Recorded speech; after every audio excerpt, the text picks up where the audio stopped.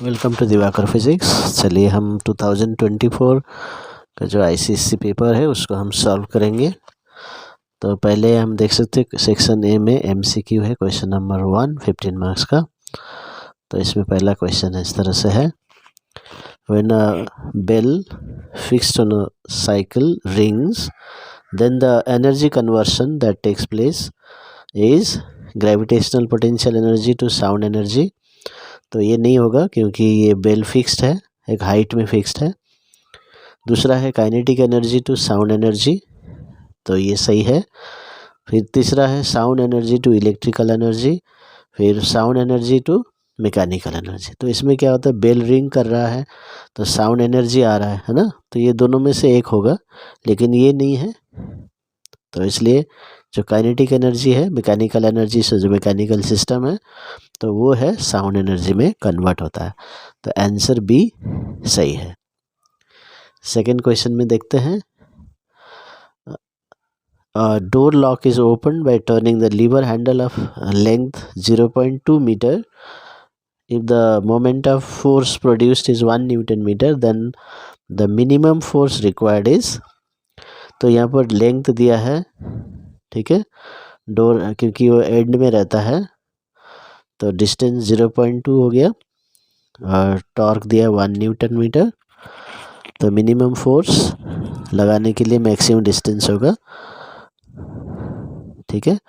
तो यहाँ पर force torque is equal to force into distance होता है, तो फोर्स हो जाएगा torque by distance. Torque 1 newton metre by 0.2।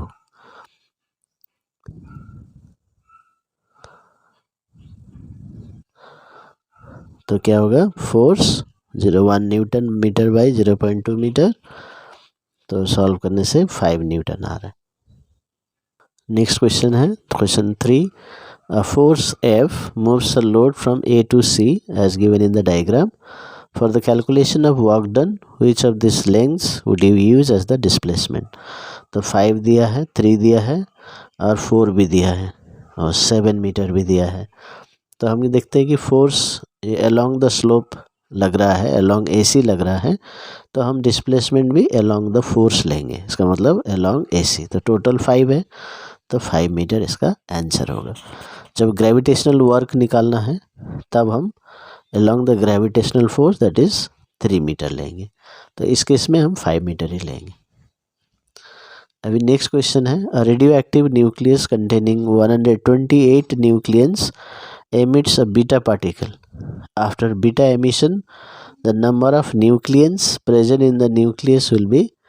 अभी यहाँ पर जो न्यूक्लियंस दिया है ये प्रोटॉन्स एंड न्यूट्रॉन, ये एटॉमिक मास नंबर है, और बीटा एमिट होता है तो मास नंबर रिलीज के टाइम में चेंज नहीं होता है, तो इसलिए ये 128 ही रहेगा। तो फर्स्ट ऑप्शन करेक्ट है। नेक्स्ट क्वेश्चन में जाते हैं हम लोग।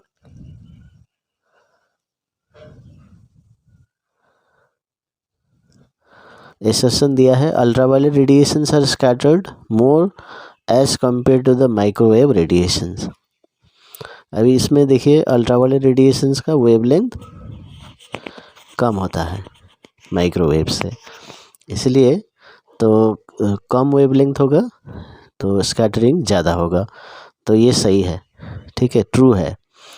Wavelength of ultraviolet radiation is more than the wavelength of microwave, ये रॉन्ग हो गया, तो इसलिए both A and R true, ये नहीं होगा। A is true, R is false, ये सही है।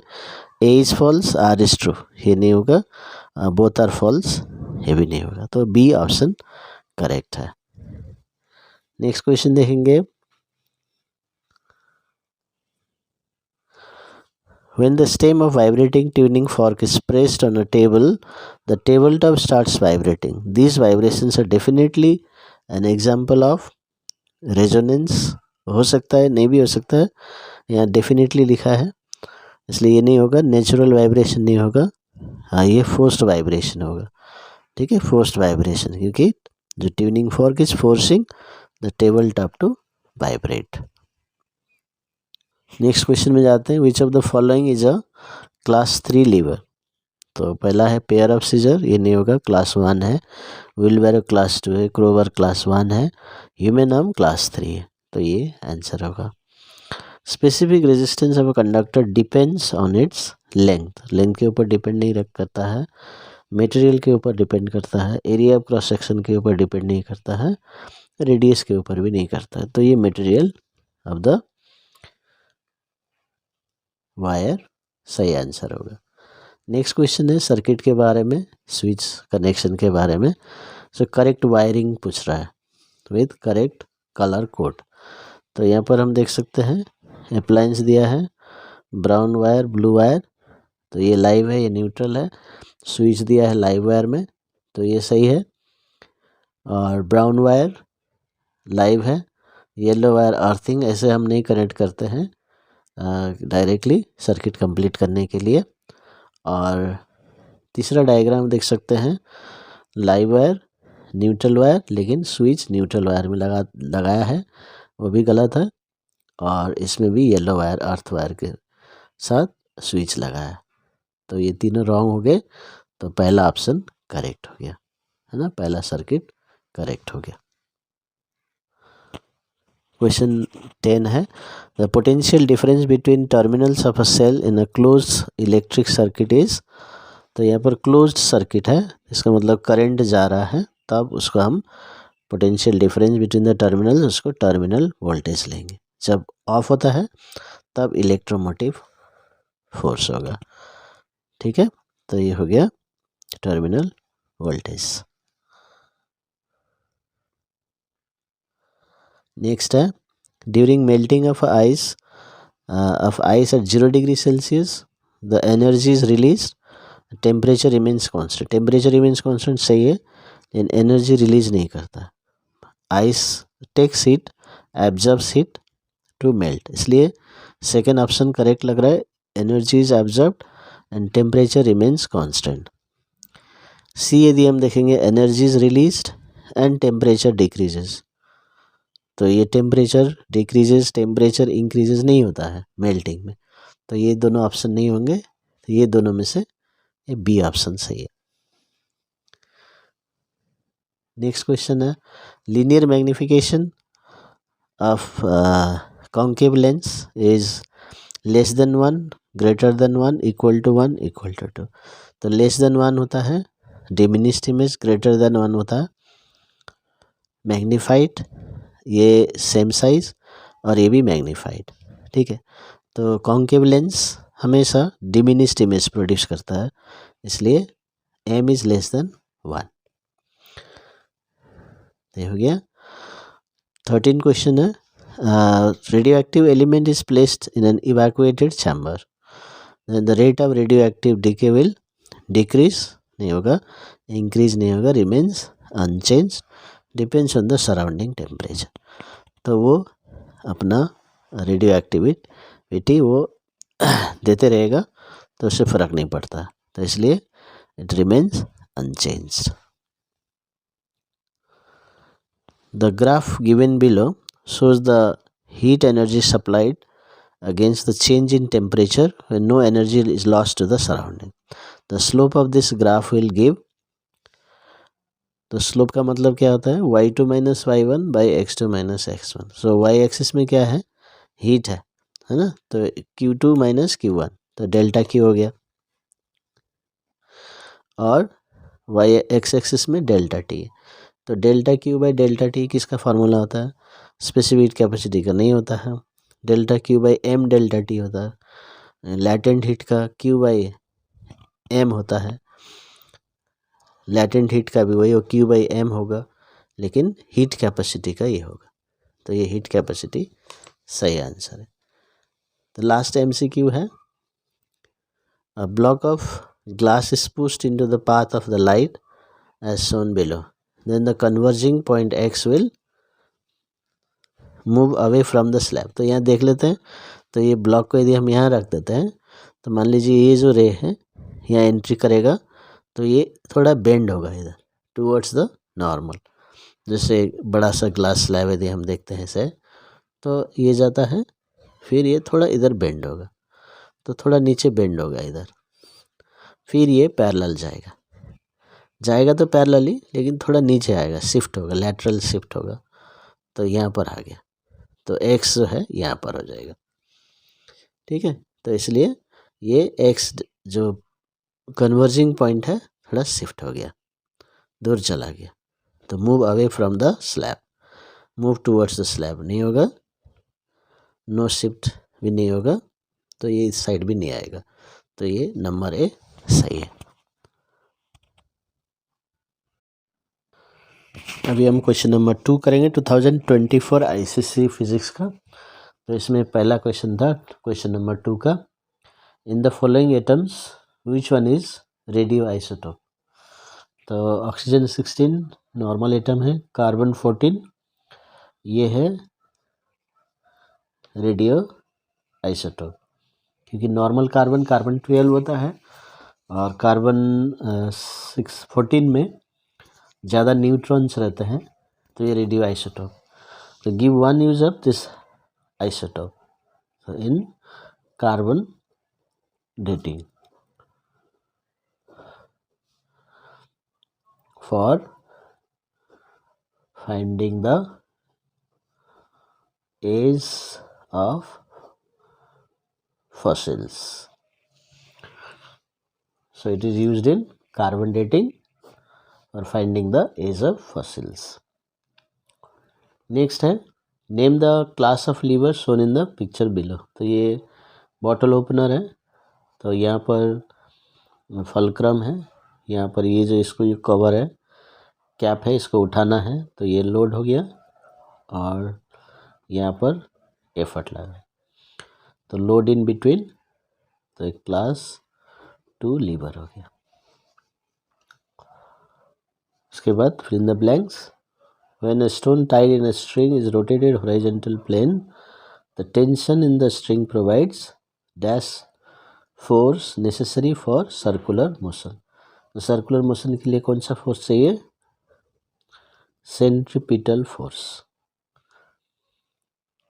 तो आंसर होगा सेंट्रीपिटल फोर्स।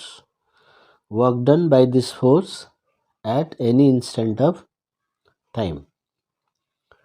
तो इसमें क्या होता है, जो सेंट्रीपिटल फोर्स है ये सेंटर की तरफ लग रहा है और बॉडी टेंजेंशियली जाता है ना, डिस्प्लेसमेंट इधर 90 डिग्री में, डिस्प्लेसमेंट वेलोसिटी ऐसा, तो थीटा 90 हो गया, तो ये 0 वर्क,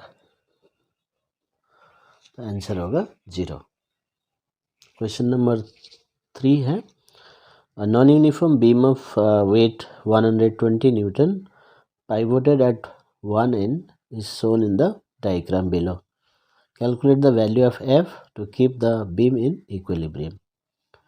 तो ये दिया है नॉन यूनिफॉर्म बीम, इधर ज़्यादा वाइड है, इधर नैरो है, लेकिन इसलिए सेंटर ऑफ ग्रेविटी इस साइड में है, तो वो लोग दे दिया सेंटर ऑफ ग्रेविटी, वेट है 120 न्यूटन, सेंटर ऑफ ग्रेविटी में लग जाएगा, यहाँ पर पाइवट है और यहाँ फोर्स लगाना है।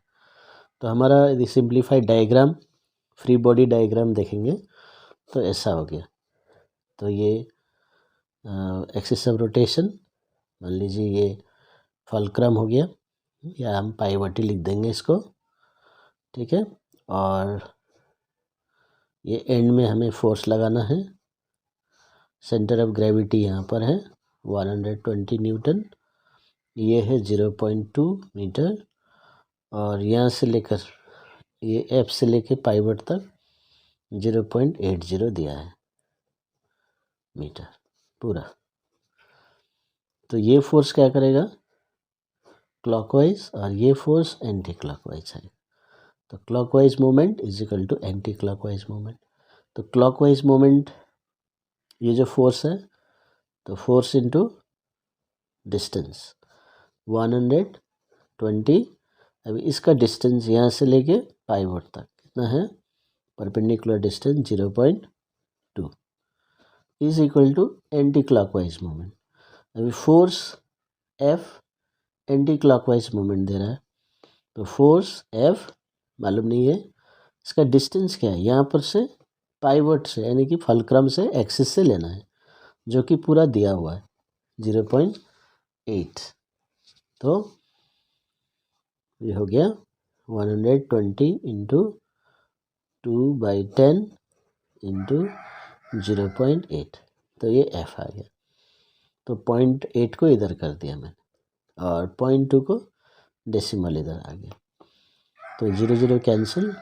अब ये पॉइंट को भी हम शिफ्ट कर देंगे, तो क्या हो जाएगा 12 इंटू 2 8, ऊपर में 0 लगा दिया इंटू F। अब कैंसिल करने से 2 5 2 6, तो हो गया 30 न्यूटन। तो F is equal to 30 newton आ गया। तो इसका सॉल्यूशन है।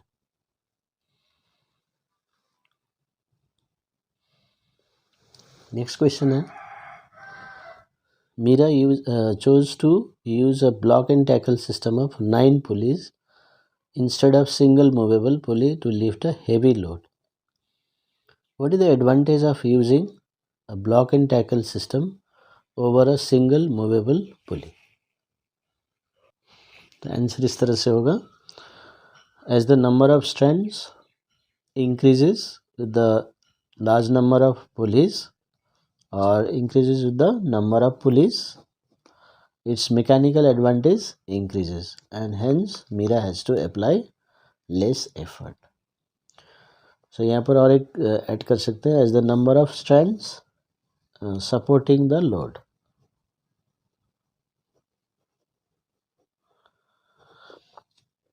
जो लोड को जो सपोर्ट करते हैं, नंबर ऑफ स्ट्रैंड्स है ना, टेंशन जैसे उसमें रहते हैं, वो नंबर ऑफ पुलिस के साथ बढ़ते हैं, तो इसलिए मैकेनिकल एडवांटेज बढ़ जाता है और मैकेनिकल एडवांटेज बढ़ने के कारण उसको एफर्ट कम लगाना पड़ता है। ठीक है, तो ये हो गया। Why should she connect more number of pulleys in the upper fixed block? तो इसका आंसर है टू इंक्रीज द efficiency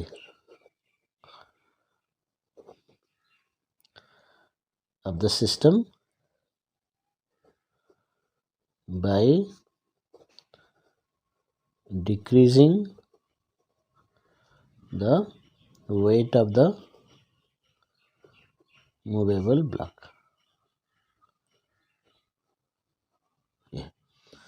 तो ये आंसर होगा। तो जितना वेट कम हो जाएगा तो उसको सब जो एफिशिएंसी बढ़ जाएगा, क्योंकि जो मूवेबल पुली है वो लोड के साथ ऊपर उठाना पड़ता है, उसके लिए कुछ एनर्जी वेस्ट होता है, इसलिए उसमें एक कम लेते हैं। नेक्स्ट क्वेश्चन है, Sumit does 600 joule of work in 10 minutes and Amit does 300 joule of work in 20 minutes. Calculate the ratio of the powers delivered by them. तो पावर ऑफ सुमित क्या होगा? Work done by time, 600 by 10 joule minute, तो 60 joule पर minute. Power of Amit क्या होगा? Work done by time, 300 by 20, तो 15 joule पर minute. तो रेशियो क्या होगा? 60 जूल पर मिनट बाई 15 जूल पर मिनट, तो 4। तो आंसर हो गया 4:1। ओके, तो ये हो गया नंबर 5 का आंसर। अभी नेक्स्ट क्वेश्चन है, 5 bulbs are connected in series in a room. One bulb is fused, it is removed, and remaining 4 bulbs are given again connected in series to the same circuit. What will be the effect on the following quantities? Resistance, intensity. Increase, decrease, remains the same. अभी जो series में क्या होता है, R1 plus R2 plus R3 add करना पड़ता है, तो उसमें एक बल्ब रिमूव कर दिया तो रेजिस्टेंस ये डिक्रीज हो जाएगा। रेजिस्टेंस डिक्रीजेस, क्योंकि एक बल्ब एक रेजिस्टेंस निकल गया। अभी रेजिस्टेंस कम हो गया और सेम सर्किट में लगा रहे हैं, यानी कि सेम बैटरी सेम सोर्स से लगा रहे हैं, तो रेजिस्टेंस कम हो गया तो करंट बढ़ जाएगा। करंट बढ़ने के कारण उसमें इंटेंसिटी बढ़ जाएगा, क्योंकि जो पावर है वो I² R है। तो जो हर एक बल्ब का जो है ओरिजिनल रेजिस्टेंस, अब उसमें ज़्यादा करंट पास करेगा तो इसका भी ज़्यादा पावर होगा, इसका मतलब ज़्यादा ब्राइटनेस होगा, तो इंटेंसिटी बढ़ जाएगा। 7th पार्ट है, Rohan conducted experiment on echo in different media. He observed that minimum distance of X meter is required for the echo to be heard in oxygen and Y in benzene. Compare X and Y. तो distance is equal to VT/2 होता है ना। तो distance in oxygen यदि हम X लेंगे तो oxygen में वेलोसिटी कितना है 340 टाइम 0.1 लगेगा, क्योंकि मिनिमम डिस्टेंस है। तो मिनिमम डिस्टेंस यानी minimum time for persistence of hearing 0.1, तो ये हो गया 17 मीटर।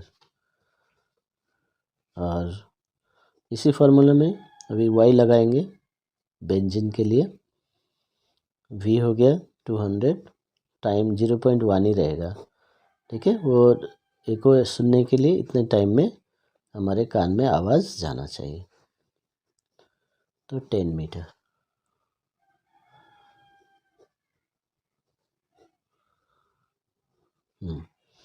तो X/Y क्या होगा 17:10, ये आंसर होगा।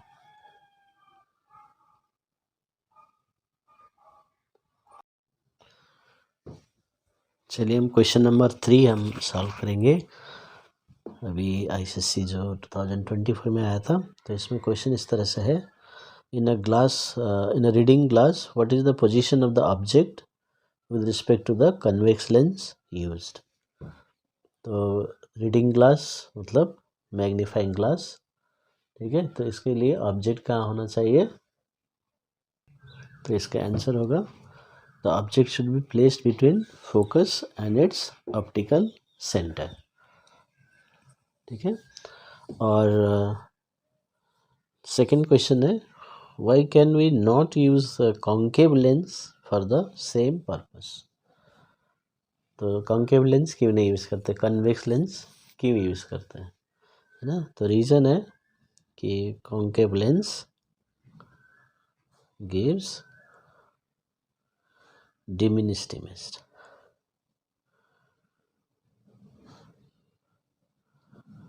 एक्चुअली ये वर्चुअल इमेज होता है, तो कन्वेक्स भी वर्चुअल, कॉन्केव भी वर्चुअल दे सकता है, लेकिन कॉन्केव वाला जो वर्चुअल है वो डिमिनिश्ड होगा, क्योंकि हम रीडिंग ग्लास यानी कि मैग्नीफाई करके पढ़ना चाहते हैं, तो वहाँ डिमिनिश्ड इमेज होगा तो फ़ायदा नहीं होगा, इसलिए concave lens gives diminished image, इसलिए वी कैन नॉट यूज़।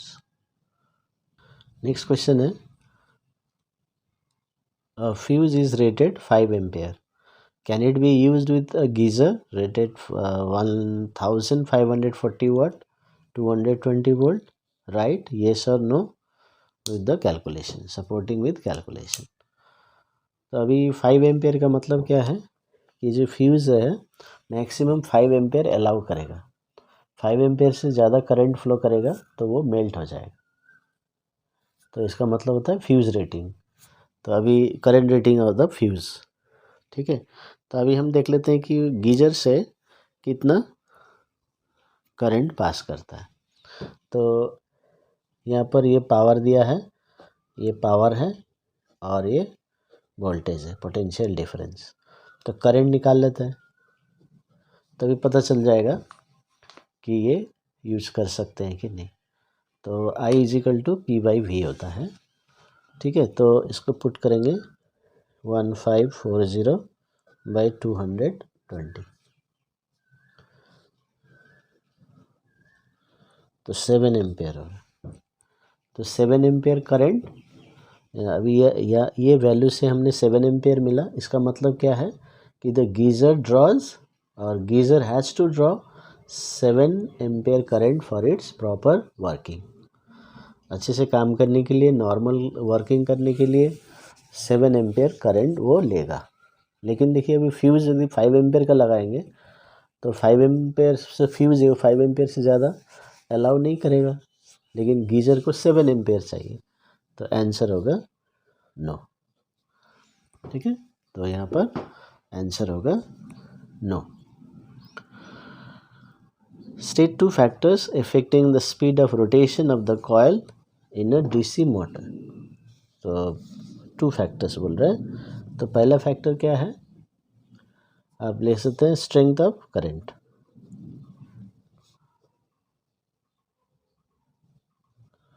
ज़्यादा करंट पास करेंगे ज़्यादा स्पीड होगा, कम करंट कम स्पीड होगा। और number of turns in the coil,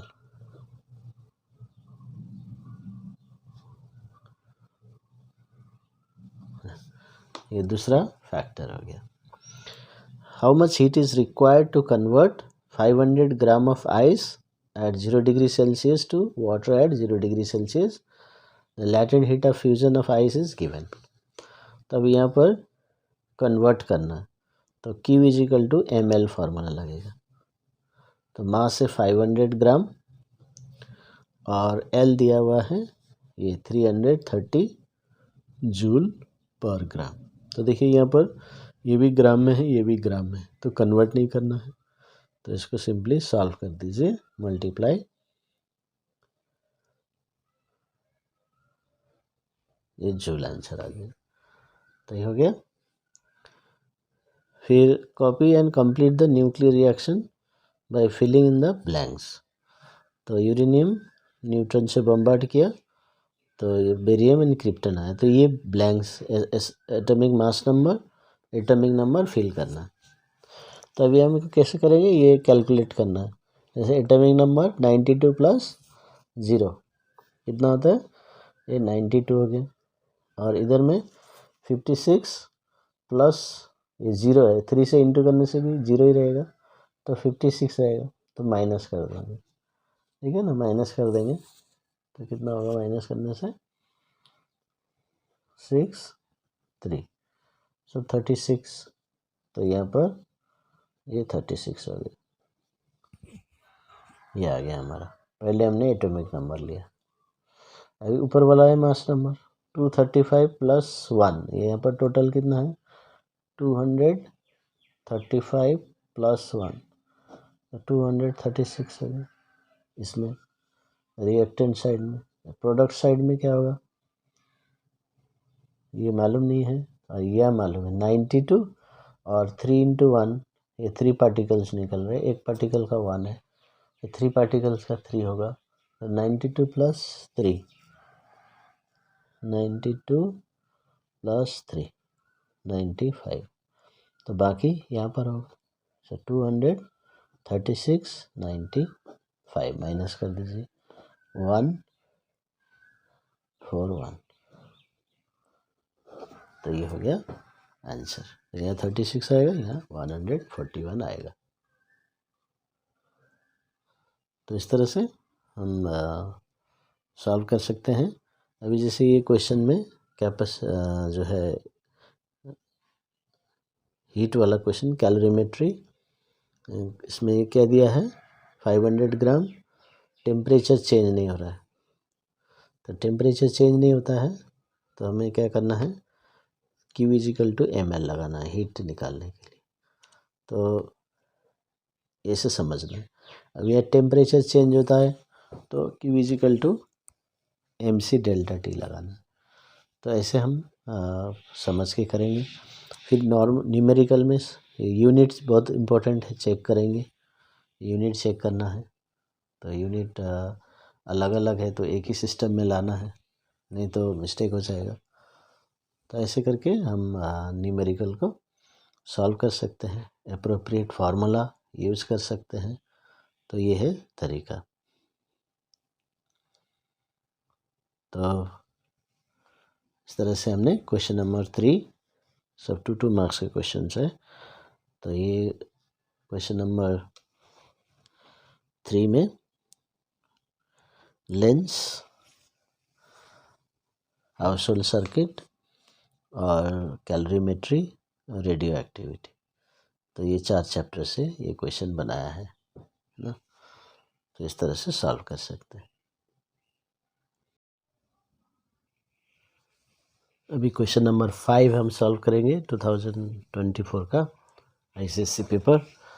तो इसमें पहला क्वेश्चन है, refractive index of glass with respect to water is 9/8, find the refractive index of water with respect to glass. तो मीडियम इंटरचेंज हो गया, इसका मतलब क्या होगा, 8/9 हो जाएगा।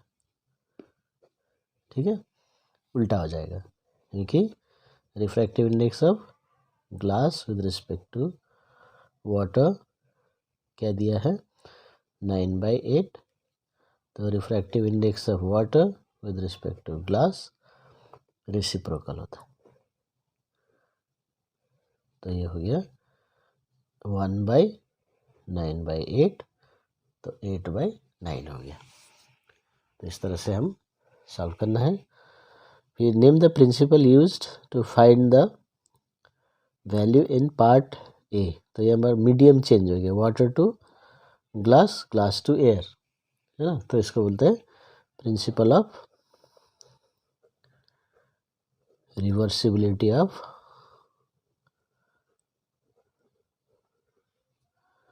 path of light.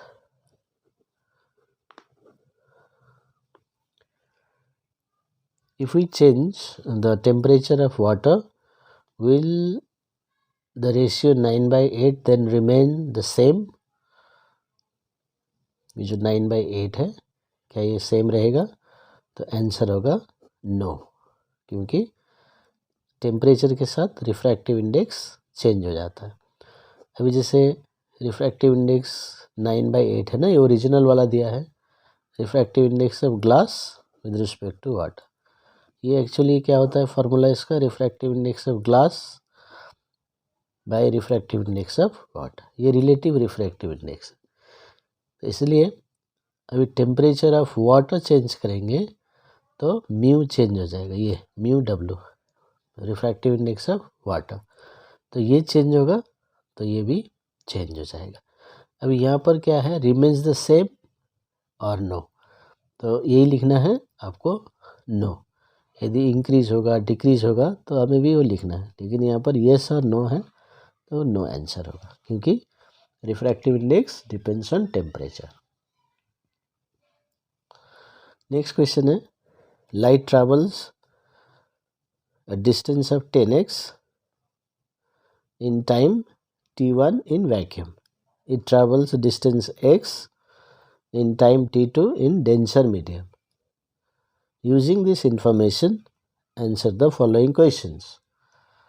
पहला है, light covers a distance 20x in time t1 in diamond. तभी वो वैक्यूम में t1 टाइम में इतना जा सकता है, और वैक्यूम में मैक्सिमम स्पीड है, तो डायमंड में स्पीड कम हो जाएगा, तो इसलिए उतने ही टाइम में वो 20x ट्रैवल नहीं कर सकता, क्योंकि यही मैक्सिमम डिस्टेंस है t1 टाइम में, क्योंकि इससे ज़्यादा नहीं होगा, क्योंकि speed is maximum in vacuum. तो इससे ज़्यादा 20x डबल स्पीड, यानी कि डबल डिस्टेंस ट्रैवल करेगा, तो आंसर होगा फॉल्स। ठीक है, फॉल्स होगा। तो इसमें रीज़न नहीं बोला है, तो आपको कुछ भी नहीं लिखना है, नहीं तो आप लिख सकते हैं the light travels the maximum distance और maximum speed in vacuum, so it cannot cover more distance in any other medium in the given time. तो ये रीज़न हो गया। अभी दूसरा है, calculate the refractive index of medium in terms of T1 and T2। तो इसके लिए थोड़ा सा आपको फार्मूला लगाना पड़ेगा। अभी मालूम है हमें refractive index of a medium क्या होता है, C/V है ना, speed of light in vacuum by speed of light in that medium. अभी देखिए C क्या होगा, तो C होगा 10x/T1। देखिए C1 यानी कि speed is equal to distance by time. क्या फार्मूला लगाया, velocity is equal to S/T मैंने फार्मूला लगाया, नया फार्मूला नहीं लगाया। तो ये अभी डेंसर मीडियम यानी कि उस मीडियम में क्या होगा, स्पीड फिर वही होगा डिस्टेंस x और टाइम T2। तो ये रिफ्रैक्टिव इंडेक्स हो गया। तो यहाँ पर रिफ्रैक्टिव इंडेक्स बुला है, स्पीड डिस्टेंस दिया है, टाइम दिया है, तो वहाँ से स्पीड निकालिए, स्पीड निकाल के फिर ये फार्मूला लगाइए। तो रिफ्रैक्टिव इंडेक्स के 3 फार्मूले हैं, sin I by sin R, mu is equal to real depth by apparent depth, और ये है स्पीड वाला। तो इसलिए हम यहाँ स्पीड डिस्टेंस का बात हो रहा है, इसलिए हम क्या करेंगे, इसके रिस्पेक्ट में हम निकालेंगे।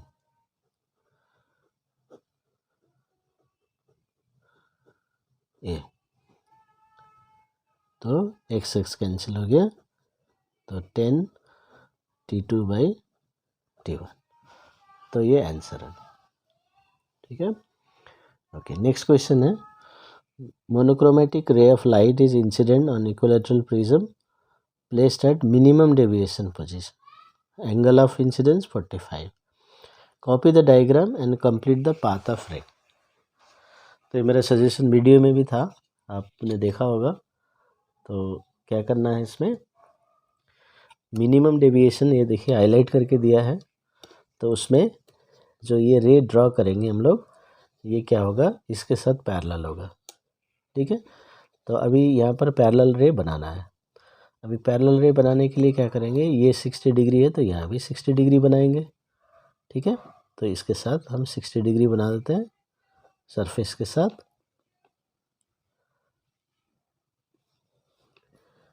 पहले हम देख लेते हैं 45 दिया है कि नहीं। ये थोड़ा सा डायग्राम मिस्टेक है, लेकिन आप जब कॉपी करेंगे तो आपको 45 डिग्री बनाना है यहाँ पर, ठीक है।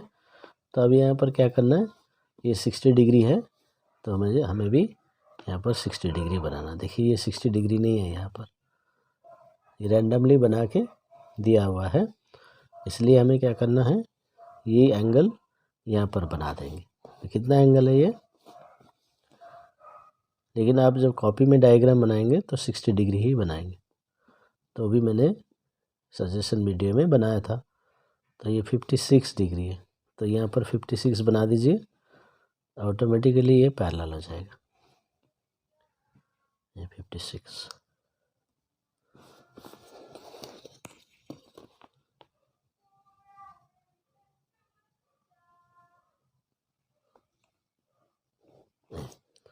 तो पैरेलल बनाना है, ये 56 है तो ये 60 है, तो ये भी 60 बनाना आपको अपने डायग्राम में।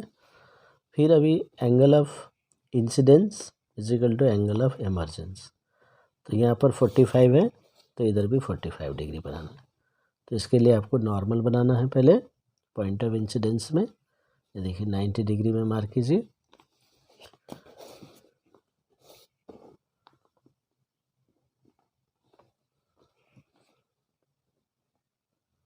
ये नॉर्मल हो गया। अभी इसके साथ ये कितना एंगल दिया है इस डायग्राम के हिसाब से, ये तो 50 से कम है, 48 जैसा है। तो यहाँ भी आपको बनाना, लेकिन मार्क किया है 45, तो आपको यहाँ पर प्रोटेक्टर से नॉर्मल के साथ बनाना, ठीक है, इसके साथ नहीं। ये 45 डिग्री। तो यहाँ पर मैं मार्क कर देता हूँ। तो ये हो गया। तो I is equal to E and this refracted ray inside the prism is parallel to the base. ये आपको मेंटेन करना। State two factors on which the angle of deviation depends. तो पहला फैक्टर क्या है? Angle of incidence. Second factor क्या है? Angle of prism या refractive index of the material of the prism, ये भी लिख सकते हैं। 4 फैक्टर है, उसमें 2 फैक्टर आपको लिखना है। ठीक है, तो ये हो गया क्वेश्चन नंबर 5।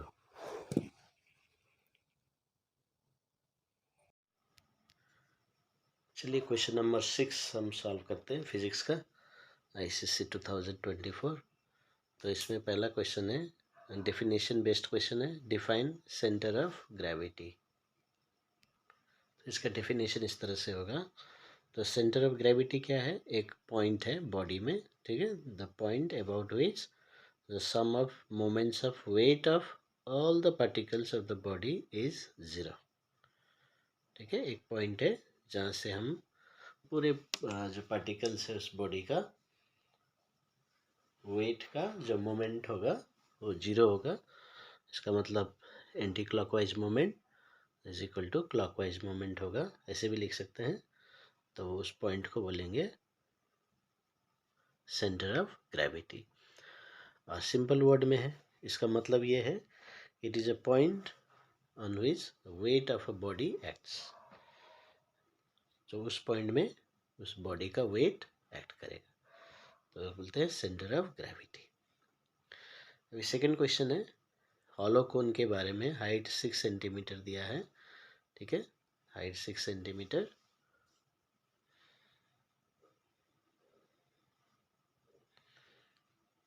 ये हाइट दिया है 6 centimetre. So what is the position of centre of gravity from the broad base, यहाँ से। तो इसका फॉर्मूला है h/3 होता है ना, centre of gravity at the h/3, position h/3। तो हाइट है 6/3, 2 सेंटीमीटर फ्रॉम द बेस, ये हो गया। तो 2 सेंटीमीटर फ्रॉम द बेस, यहाँ से 2 centimetre. Will its position change when it is filled completely with honey? Right, yes or no? तो answer is yes, क्योंकि उसका मास डिस्ट्रीब्यूशन चेंज हो जाएगा तो उसका सेंटर ऑफ ग्रेविटी का पोजीशन चेंज हो जाएगा। नेक्स्ट क्वेश्चन है, two identical marbles A and B, यहाँ पर दिया है, are rolled along path 1 and path 2। एक को इधर दिया, एक को इधर दिया है। तो पाथ 1 इज फ्रिक्शनलेस, देखिए यहाँ पर ये फ्रिक्शनलेस है, कोई फ्रिक्शन नहीं रहेगा। और पाथ 2 है रफ रहेगा, तो रफ होगा तो फ्रिक्शन कंसिडर करना है, फ्रिक्शनलेस है तो फ्रिक्शन कंसिडर नहीं करना है। अभी क्वेश्चन है, which marble will surely reach the next peak. तो अभी आंसर होगा ए, क्योंकि ये जो एनर्जी लूज नहीं करेगा, कोई फ्रिक्शन नहीं है, फ्रिक्शनलेस बोला है ना पाथ 1, तो ये जाएगा। और ये कुछ एनर्जी लॉस होगा फ्रिक्शन के लिए, शायद वो वहाँ तक ना पहुँच पाए, इसलिए श्योरली जो लिखा है तो ए होगा। नेक्स्ट क्वेश्चन है, along which path the mechanical energy will be conserved. तो मैकेनिकल एनर्जी कंजर्व रहेगा वो पाथ 1 में, क्योंकि उसमें कोई फ्रिक्शन नहीं है, दूसरा एनर्जी ट्रांसफॉर्मेशन नहीं रहेगा। तो total potential here will change into kinetic, ऐसे चलता रहेगा। तो लेकिन नेक्स्ट क्वेश्चन में देखिए, अलोंग विच पाथ और paths is the law of conservation of energy ओवे।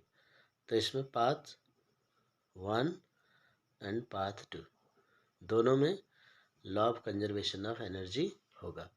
और याद रखिए इसमें मैकेनिकल एनर्जी बोला है और इसमें सिर्फ एनर्जी बोला है, तो इसलिए मैकेनिकल एनर्जी कंजर्व रहेगा पाथ 1 में और टोटल एनर्जी दोनों पाथ में कंजर्व रहेगा, with energy cannot be destroyed.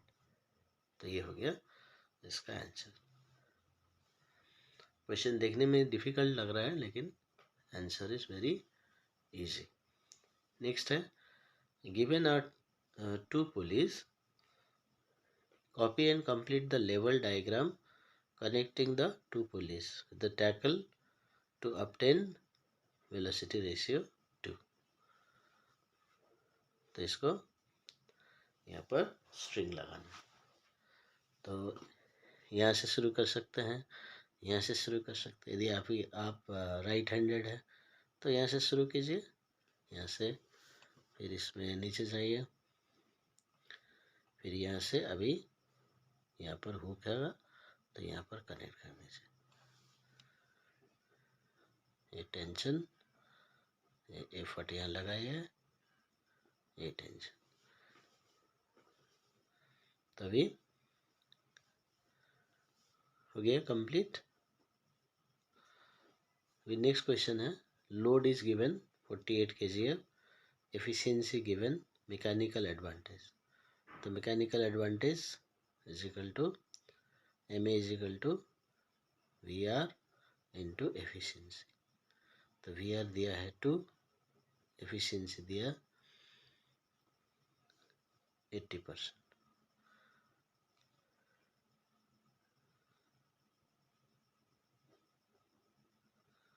तो कितना होगा 1.6। ठीक है, तो देखिए MA हो गया, कम हो गया, वेलोसिटी रेशियो से कम हो गया। क्यों? एफिशिएंसी 20%, 80%, 20% एनर्जी लॉस हो गया। तो अभी एफर्ट होता है, MA formula load by effort का लगाइए। तो effort is equal to load by MA।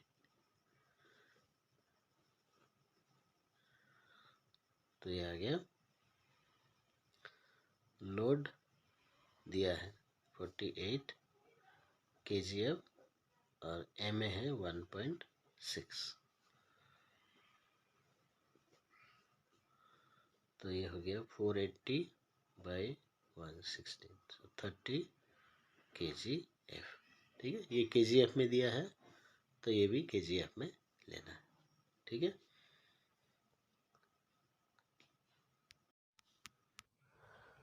अभी हम क्वेश्चन नंबर 7 में जाएंगे। 7 का क्वेश्चन सॉल्व करेंगे ICSE फिजिक्स।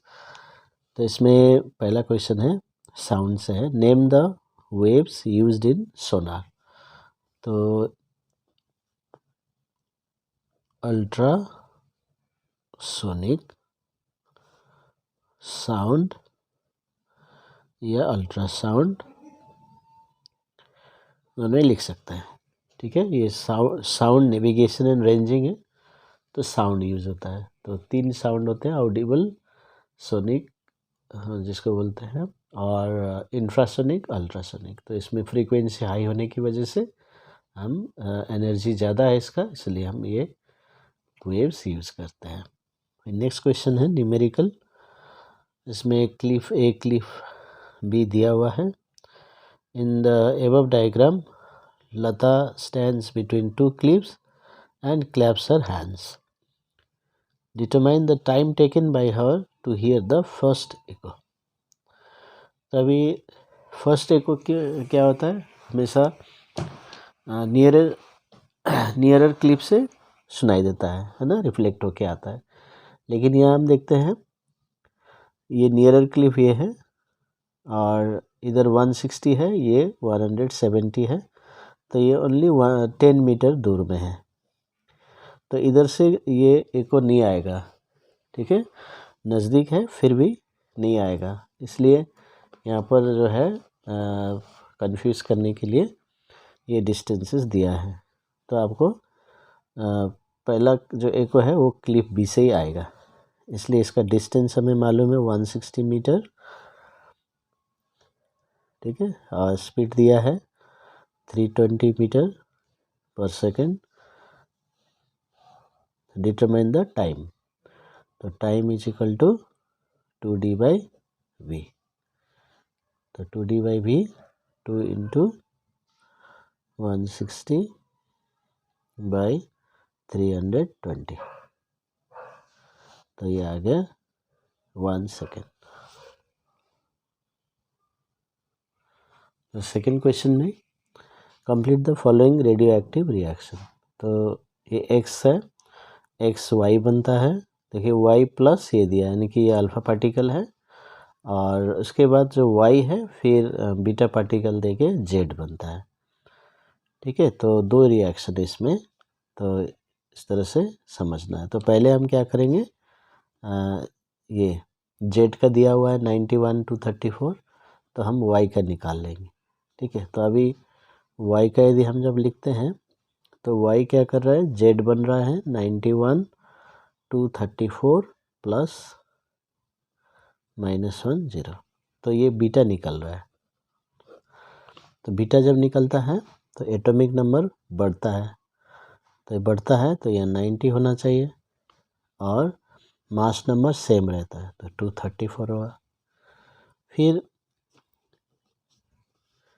ये लास्ट का रिएक्शन है, क्योंकि ये वैल्यूज दिए हैं तो ये हम ये लिखेंगे। अभी फर्स्ट रिएक्शन यदि x to y हम लिखेंगे तो ये अल्फ़ा पार्टिकल रिलीज कर रहा है, तो अल्फ़ा पार्टिकल ये y हो गया 90 234।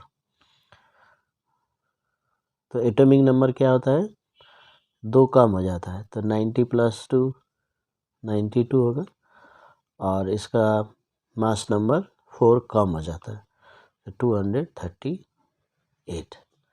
तो इसका मतलब है यहाँ पर 92, यहाँ पर 238। तो ये दो रिएक्शन करके हम निकाल सकते हैं। दूसरा क्वेश्चन है, uranium is available in 2 forms, uranium 235, uranium 238, which of the 2 isotopes more fissionable. तो ये यूरेनियम 235 ये ज़्यादा फिशनेबल है, और ये चेन रिएक्शन भी देता है, तो ये हम समझ सकते हैं ये ज़्यादा फिशनेबल है। नेक्स्ट क्वेश्चन है साउंड से रेजोनेंस से, जो हमेशा रेजोनेंस से क्वेश्चन आता है, तो इस बार एयर कॉलम वाला आया है। तो इन the given diagram a vibrating tuning fork is kept near the mouth of a burette filled with water. The length of air column is adjusted by opening the tap of the burette.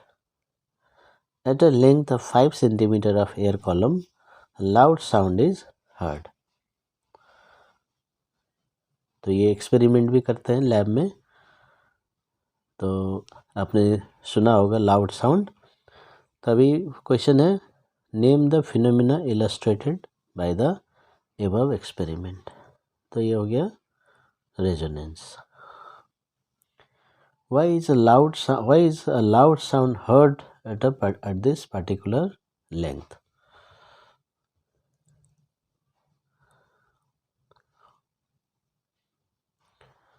The natural frequency of air column matches with the external frequency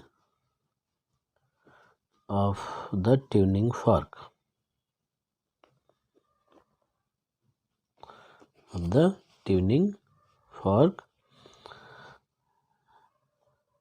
And the natural frequency of air column matches with the external frequency of the tuning fork.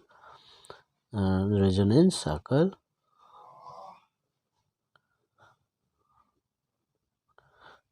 occurs with increased amplitude.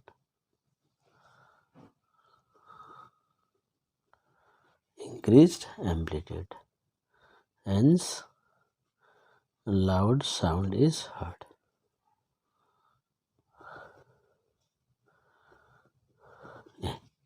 तो main बात है amplitude increases, loud sound जो loudness है वो amplitude के ऊपर depend करता है, इसलिए एम्पलीट्यूड लिखना है। इंक्रीज्ड एम्पलीट्यूड होता है, ये रेजोनेंस की वजह से फ्रीक्वेंसी मैच करता है, तो इसलिए loud sound heard. Next question है, if the present tuning fork is replaced with the tuning for higher frequency, should the length of the air column increase और decrease to produce the loud sound. तो अभी इस case में क्या है, loud sound जब produce होता है तो एक्सटर्नल फ्रीक्वेंसी और नेचुरल फ्रीक्वेंसी इक्वल हो गए, यानी कि ये ट्यूनिंग फॉर्क का फ्रीक्वेंसी और एयर इसका ये ट्यूनिंग फॉर्क हो गया, ट्यूनिंग फॉर्क का फ्रीक्वेंसी और नेचुरल फ्रीक्वेंसी हो गया एयर कॉलम का फ्रीक्वेंसी इक्वल होता है। अभी यहाँ पर ट्यूनिंग फॉर्क का फ्रीक्वेंसी बढ़ गया है ना, हायर फ्रीक्वेंसी है, तो नेचुरल फ्रीक्वेंसी को भी बढ़ाना पड़ेगा। अभी natural frequency of air column है, जो फ्रीक्वेंसी ऑफ एयर कॉलम है is inversely proportional to length. अभी ये ट्यूनिंग फॉर्क का बढ़ गया तो एयर कॉलम का भी बढ़ेगा, तो लेंथ कम हो जाएगा, है ना, तो length of the air column decreases.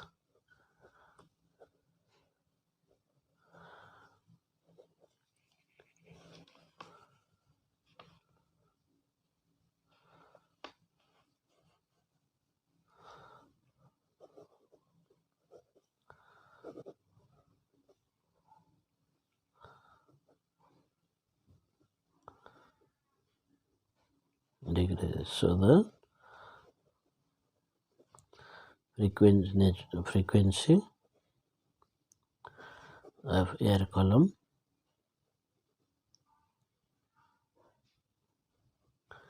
increases to match with the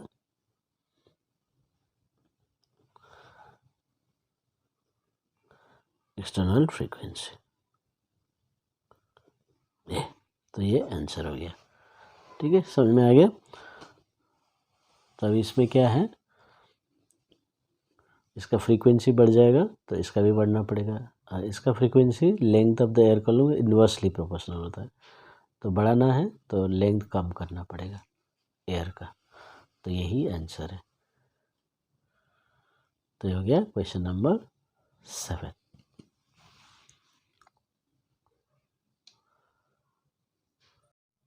चलिए अभी क्वेश्चन 8 हम सॉल्व करेंगे। क्वेश्चन 8 में वोल्टेज करंट रीडिंग दिया हुआ है।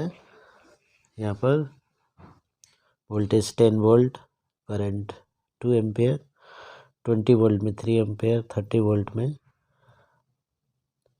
4 एम्पेयर, है ना।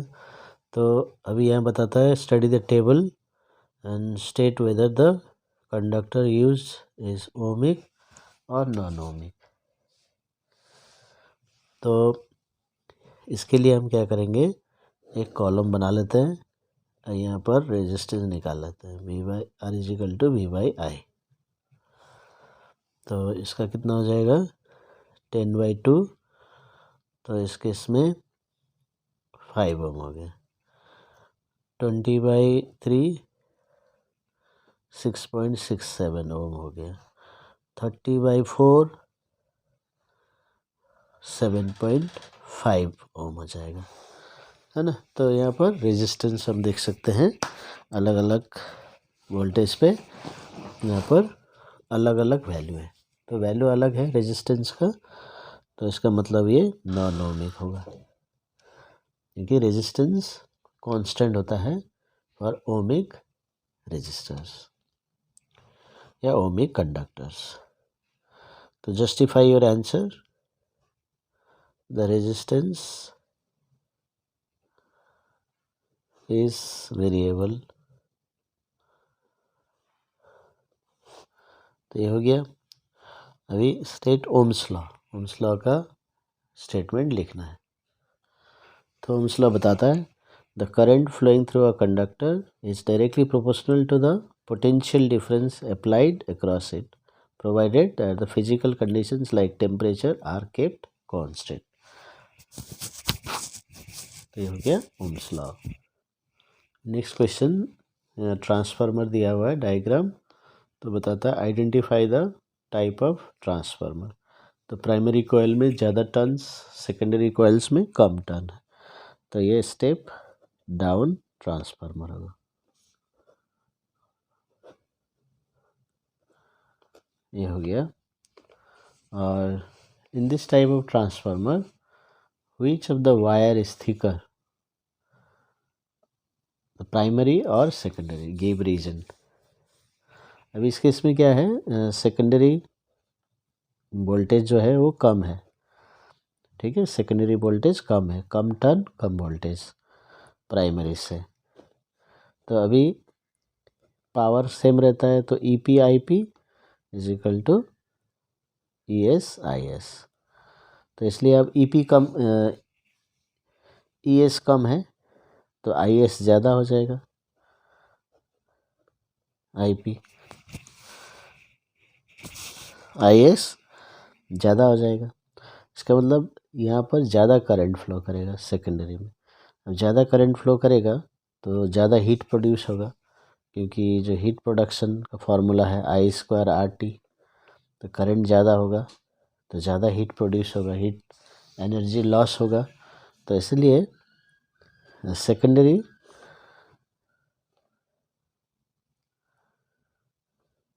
विच of the wire is thicker, primary और सेकेंडरी। इसका मतलब हो गया सेकेंडरी इज थिकर।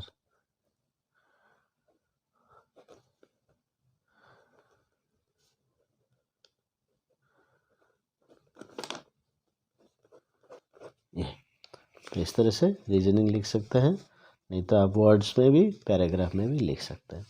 तो पैराग्राफ में क्या लिखेंगे, as the secondary voltage is less than the primary voltage, so current flowing in the secondary coil is more than the primary coil. So to check the heat, the resistance should decrease, because current is high, so resistance should decrease to reduce the production of heat. So secondary wire is thicker. तो इस तरह से लिखना है, ठीक है। अभी next question है सर्किट का। Calculate the total resistance of the circuit. अभी यहाँ पर 4 रेजिस्टेंस दिए हैं, है ना। तो 4 रेजिस्टेंस में हमें सीरीज है कि पैरेलल है ये देखना है। तो हम देख सकते हैं ये दोनों सीरीज में है। तो आर एस 10 + 6 तो 16 ओम। फिर ये भी सीरीज में है, एक ही पाथ है ना, सेम पाथ है। सो 12 ओम + 4 ओम दैट इज 16 ओम। अभी जो नया रेजिस्टेंस आया वो इस तरह से आया। तो ये 16 ओम, ये 16 ओम, आर एस डैश और आर एस। तब यहाँ से क्या देख सकते हैं, ये दोनों अभी पैरेलल में है, ये दोनों पैरेलल में है।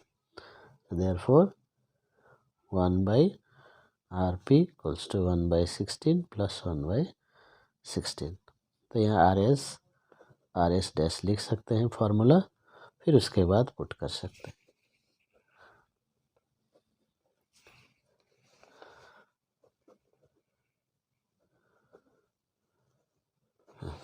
तो हमने कंबाइन कर लिया, तो इसका आंसर हो जाएगा 8 ओम। तो करंट कितना होगा, तो current is equal to V/R। तो V दिया है 4 वोल्ट और रेजिस्टेंस निकाला 8, तो हो गया 0.5 एम्पेयर। तो यहाँ से 0.5 एम्पेयर करंट जाएगा। अब state whether the current through 10 ohm resistor greater than, less than और equal to current through 12 ohm resistor. तो यहाँ पर तो इसमें ज़्यादा है कि इसमें ज़्यादा है। तो अभी क्या होता है, यहाँ से जब करंट जाएगा तो यहाँ से डिवाइड हो जाएगा, है ना, डिवाइड होगा। अभी जिसका ज़्यादा रेजिस्टेंस है उस तरफ कम जाएगा, कम रेजिस्टेंस है ज़्यादा जाएगा, और इक्वल रेजिस्टेंस है तो इक्वल जाएगा। तो यहाँ पर हमने देखा ये आर्म्स में भी 16 है, ये आर्म्स में भी 16 है। इसका मतलब क्या है कि दोनों में सेम जाएगा, यानी इक्वल करेंट्स।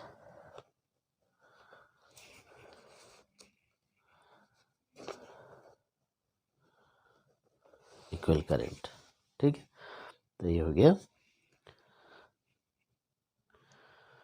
तो इस तरह से करंट डिवाइड होगा तो रेजिस्टेंस के ऊपर डिपेंड करेगा, और करंट यहाँ से सेल से निकलेगा वो टोटल रेजिस्टेंस के ऊपर डिपेंड करेगा, वो याद रखना है। और सीरीज़ कैसे देखेंगे, एक ही पाथ होगा और पैरेलल होने के लिए अपोजिट जो एंड्स है वो एक ही पॉइंट में कनेक्ट रहेंगे। तो दोनों का जो एंड्स है वो एक ही पॉइंट से सेम पॉइंट्स में कनेक्ट होना चाहिए दोनों तरफ, तो तब पैरेलल होता है। तो इस तरह से सर्किट को सॉल्व कर सकते हैं। अभी क्वेश्चन नंबर 9 हम सॉल्व करेंगे। इसमें कैलोरीमेट्री से दिया है पहले 85 ग्राम of water at 30 degrees Celsius is cooled to 5 degrees Celsius by adding certain mass of ice. Find the mass of ice required. और स्पेसिफिक हीट कैपेसिटी दिया है वाटर का और लैटेंट हीट ऑफ फ्यूजन में दिया हुआ है। तो इसको हम सॉल्व करेंगे। तो ऐसे ही क्वेश्चन मैंने सजेशन में दिया था, आपने शायद वीडियो देखा होगा।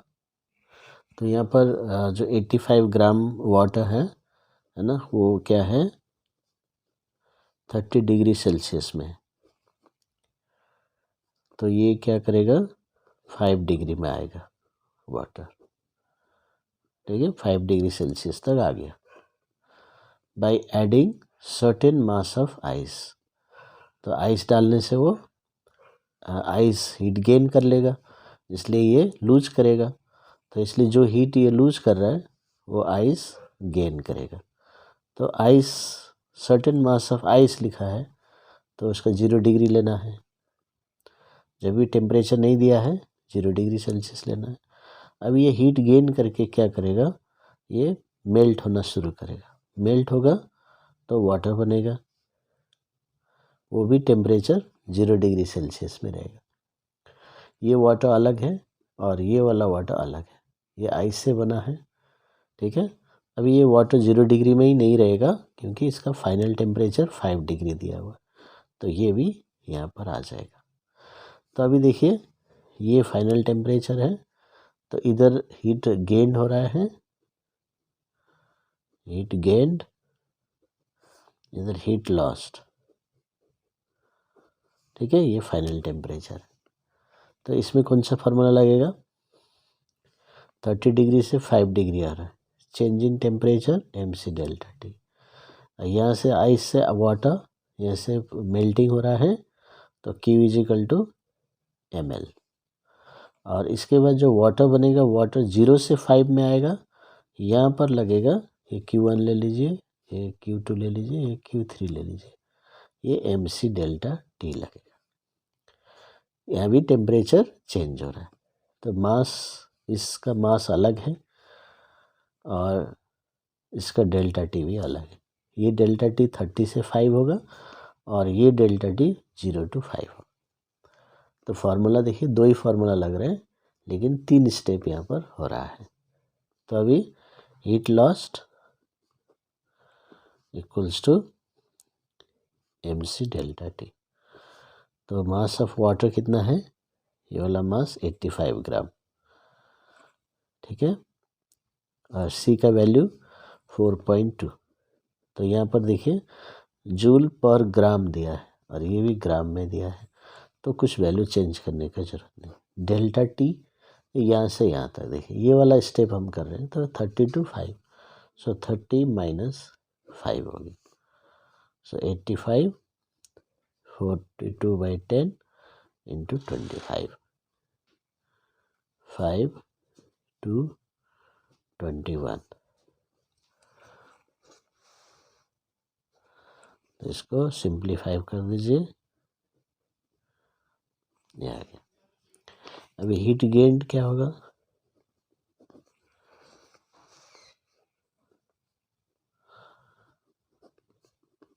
तो हीट गेन 2 स्टेप में हो रहा है, एक होता है ml और एक होता है mc delta T. Dash dash लगा दे रहा हूँ, ये मास से अलग है। अभी यहाँ पर जो है मास ऑफ द आइस निकालना है, तो ये हमें मालूम नहीं है, तो कॉमन ले लेते हैं, ठीक है। तो L कितना है 336,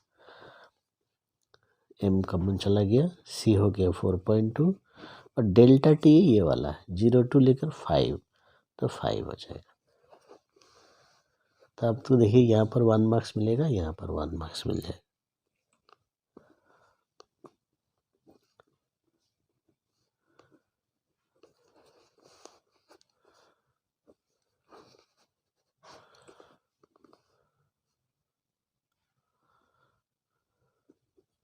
ये 357 m हो रहा है। तो अभी by the principle of calorimetry 357 m is equal to 85 into 21 into 5. So 85 into 21 into 5 by 357. तो इसको हम कैंसिल करते हैं, तो ये 5 से ये 7 से कट जाएगा, 7 5 1 7 3 1 7 5, तो ये 25 ग्राम आ गया। m is equal to 25 gram. ये हो गया आंसर। नेक्स्ट क्वेश्चन है, why does it become pleasantly warm when the lakes start freezing? So for freezing water loses heat to the surrounding.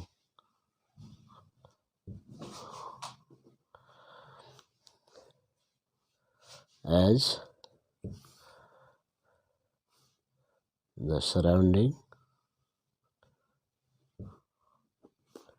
gains heat, it becomes pleasantly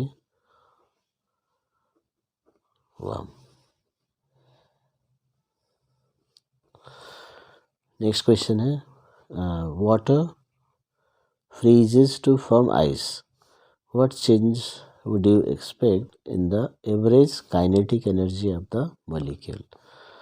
तो जो freeze होता है, temperature does not change, तो kinetic energy does not change. तो ये answer. Which will contain more heat, 1 gram of ice और 1 gram of water at 0 degree Celsius. 1 gram of ice को heat करेंगे तो वो 1 ग्राम वाटर बनता है विदाउट चेंजिंग टेम्परेचर। तो आंसर होगा 1 gram water at 0 degree Celsius. Next question है, state one factor that affects the magnitude of induced current in an AC generator. Magnitude कितना, वोल्टेज कितना बढ़ेगा या current, sorry magnitude induced current, तो वो किसके ऊपर डिपेंड करेगा? एक ही फैक्टर बोला है, तो आप लिख सकते हैं speed of rotation of the coil, या नंबर ऑफ टर्न्स भी लिख सकते हैं। ठीक है, तो एरिया ऑफ द कॉइल भी लिख सकते हैं। तो बहुत सारे हैं, 4। मैग्नेटिक फील्ड भी लिख सकते हैं। चलिए ये हो गया। अभी यहाँ पर given below a circuit to study the magnetic field of electric current, ABCD is a cardboard held perpendicular to the conductor, ऐसे रखा है। Magnetic compass is placed at the point P यहाँ पर, and P1 and P2 are the positions of magnetic compass before and after passing the current XY through XY respectively. तो पहले ऐसे रहता है, अब बाद में वो इधर टर्न करेगा। ठीक है, तो अभी क्यों टर्न करेगा? क्योंकि मैग्नेटिक फील्ड बनता है करंट के कारण। तो क्वेश्चन है, name the rule that is use to predict the direction of deflection of the magnetic compass. तब यहाँ पर जो magnetic field around the conductor है, सिंगल कंडक्टर, तो इसलिए हम इसको राइट हैंड थंब रूल या राइट हैंड ग्रिप रूल भी बोल सकते हैं।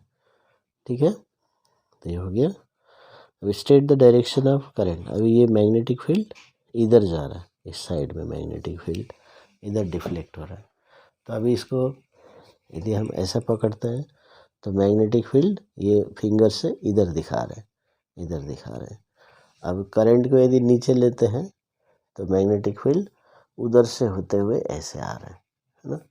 तो इसका मतलब मैग्नेटिक फील्ड x2y है, नीचे है, नीचे की तरफ है, इसलिए मैग्नेटिक फील्ड इधर से इधर आ रहे हैं, तो ये डिफ्लेक्शन हो रहा है इधर में।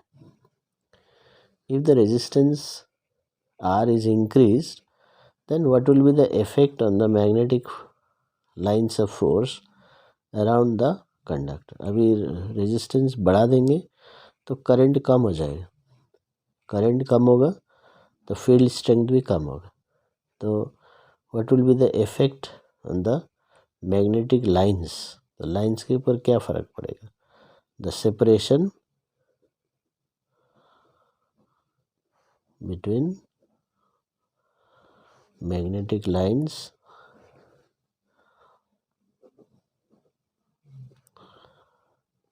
will increase, क्योंकि जितना स्ट्रॉन्ग फील्ड होता है उतने पास में रहते हैं, है ना, पास में रहेंगे ऐसा। और रेजिस्टेंस बढ़ा दिए, करंट कम हो गया तो फील्ड भी कम हो गया, तो वीक फील्ड मतलब ये थोड़ा मैग्नेटिक फील्ड लाइंस का सेपरेशन बढ़ जाएगा। Thank you.